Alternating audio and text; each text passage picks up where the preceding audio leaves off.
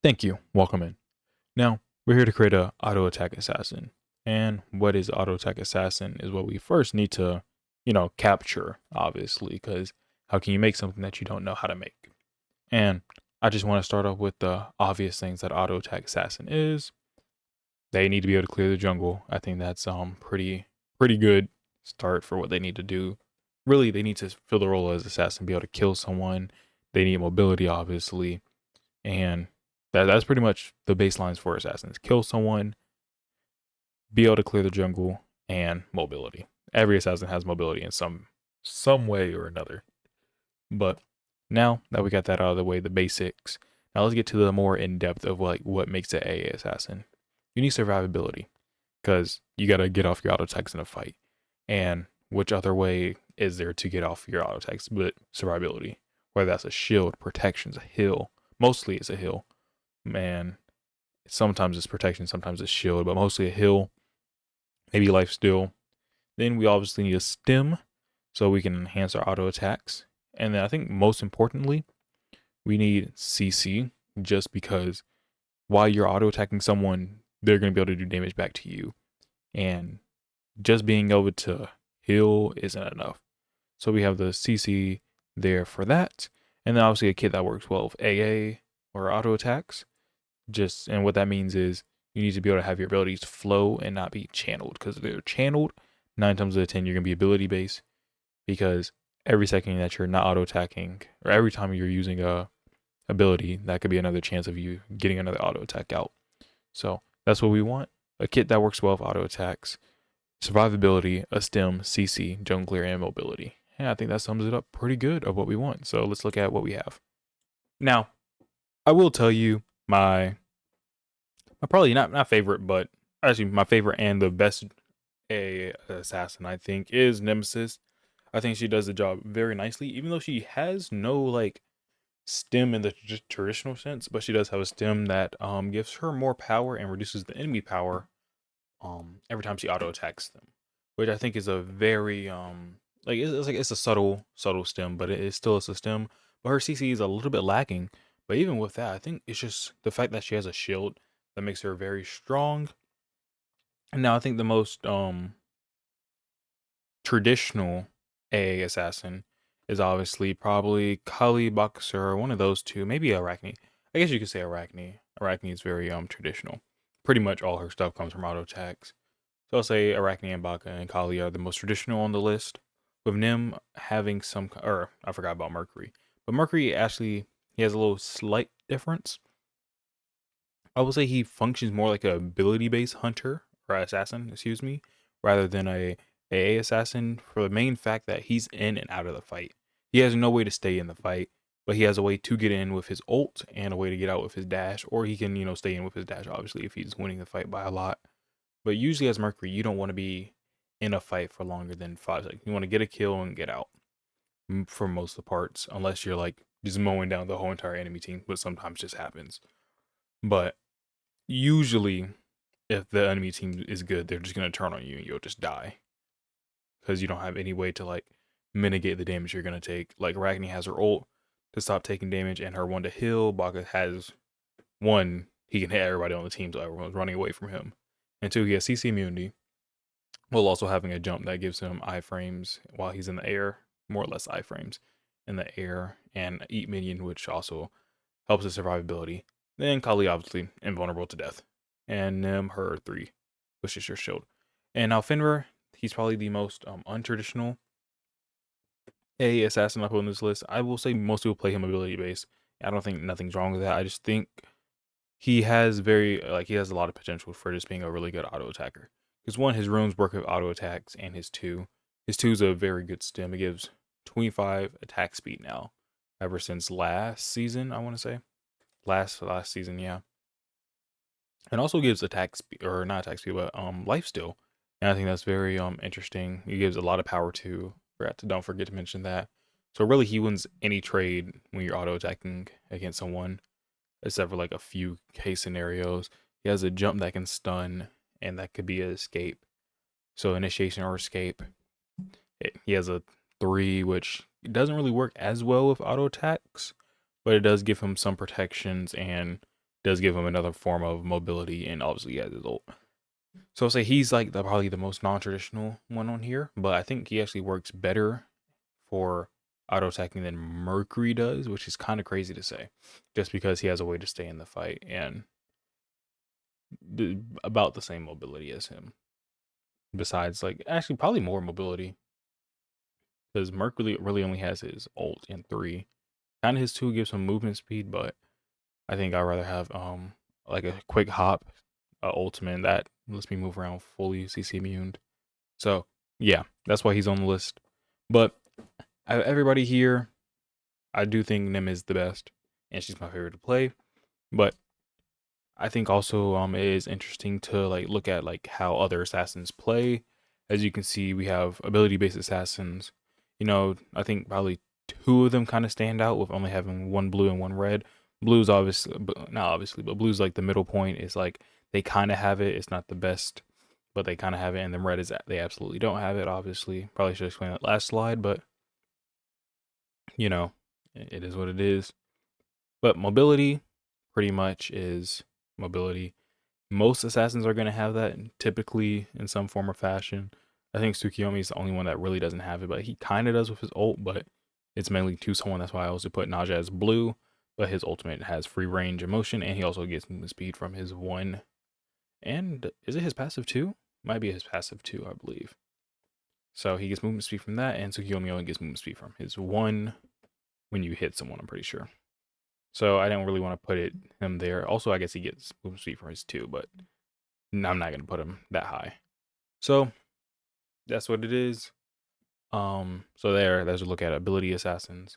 And now I think the most interesting thing is AA warriors, which have seen like a few of them have seen jungle play, like Achilles, most notably Erlong and Gilgamesh, I guess too.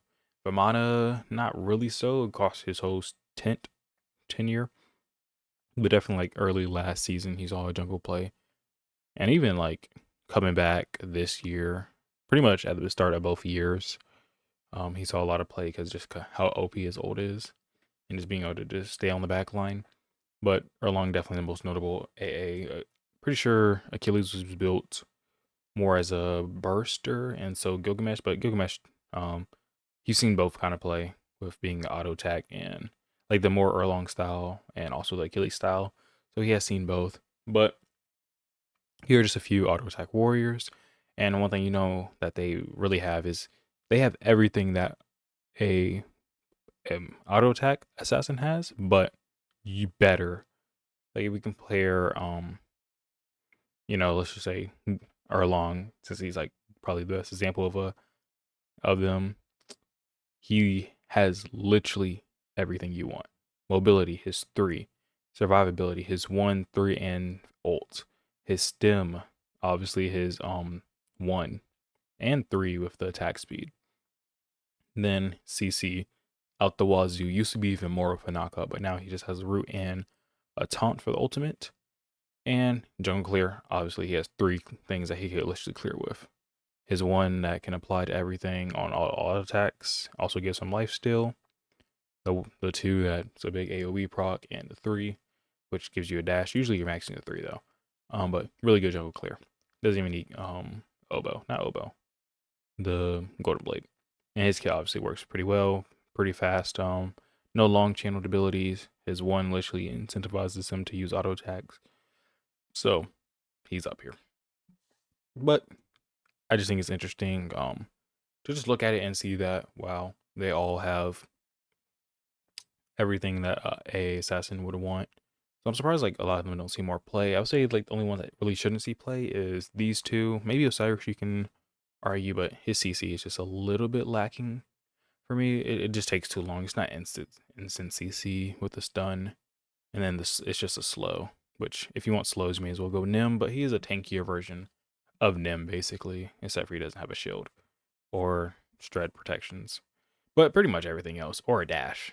So he's pretty much Nim without those 3 things that make up her character. But yeah, I just thought that was interesting to look at. But now let's create a assassin. So how I want to do this is take 1 from each slot. So you're like Arachne 1 would be in the first spot. Mercs 2 would be in the second spot, and so on and so on. So each spot correlates to which ability number it is, and I'm gonna just pick from like that instead of just picking any ability. I think that would be a little bit more broken than I want to. I just want to keep it like in Smite. So I think the top three consideration for the one will be Nim Dash, Mercury, or Mercury's Poke. It'll be pretty much those two that I would come down to. I think the other ones are kind of lackluster. Fenrir without his runes, it's just a normal jump that does a decent bit of damage, to be fair, but has a long cooldown, doesn't get halved in time anymore if you don't have runes. So I think it's either Mercs 1 or Nims 1. You could maybe throw in a Baka there, but I don't think it's worth it to throw in the Baka. Just because, yeah, it's a damage boost, but I think being able to stay down on the ground and auto attack is definitely pretty good, especially if you get two, because then you get some auto attack cancels in there too. So I'll say 2 dashes I'd rather have than a Baka jump, but yeah, I could really flip flop either way any day. Actually, yeah, I'll go with the Baka jump. Baka jump for the 1. Now for the 2, we have a few good options for stems here, because most of them are going to be stems. I'll say the contenders are Merc stem, Fenrir stem, and Arachne stem, which is the stun, which I think the stun is pretty powerful. Or I don't know why I said Baka stem. Baka stem is always 3. So it pretty much is between I think it's that Fenrir. But Fenrir, Merc, and Arachne. Pretty much the benefits are Merc, you get movement speed and a lot more attack speed. You get 80 attack speed for the whole time. Fenrir, you get 25 attack speed, but a lot more power, like a lot power. Like I think it's like 40-ish in that ballpark, 35 to 40, somewhere around there. Got nerfed recently, but you also get lifesteal, which is really important. And Arachne, you get a stun, so you have CC in the kit now, which you definitely want somewhere in your kit. And you also now get prolonged auto attack instead of it being canceled on the first person, so you get 70% attack speed. So I think I want to go with the 2 for Arachne, because even though the survivability from Fin 2 would be nice, yeah, we have no CC in the kit yet. We just have a Baka jump that increases our damage on whoever we jump onto. So I'm gonna go with the Arachne CC, and yeah, the sustain, but I think it's a clear option to which I'm gonna go for sustain, which is obviously going to be Nim Shield. I don't think anything really competes. You don't want Brutalize, and doesn't really work that well with auto attack kits. You could go with Bakasura 3 for the stem, but we wouldn't have any healing yet, and we could just rely fully on the ult for the healing and Kali passive, because that's obviously the passive we're gonna pick. None other really competes with it. So I was gonna say passive for last, but yeah, we're just gonna go Kali passive. So that could be a way to sustain in fights. So you could say you could go Baka 3, because you'll just be a mowing down machine with a with a attack speed stem and a true damage stem.